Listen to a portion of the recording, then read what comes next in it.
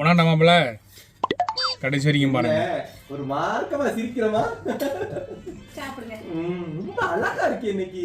நீங்க எப்பவாச்சும் பாக்கலையே, எப்பயோ ஒரு நாளைக்கு பாப்பீங்க, அதுக்கு போட்டு அழகா இருக்கேன் சாப்பிடுங்க. இன்னைக்கு ஒரு ரவுண்ட் சேர்த்துட்டீங்கன்னு நினைக்கிறேன். இருங்க நான் தண்ணி எடுத்துட்டு வரேன். 35 பல்லு பூண்டு.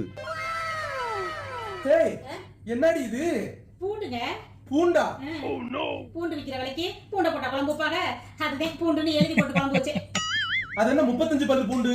உங்க அம்மா தான் பூண்டு நிறைய போட்டு குழம்பு வச்சுக்கிட்டு வாங்க. அதே இருக்கட்டுமே 35 பல்லுன்னு போட்டேன்.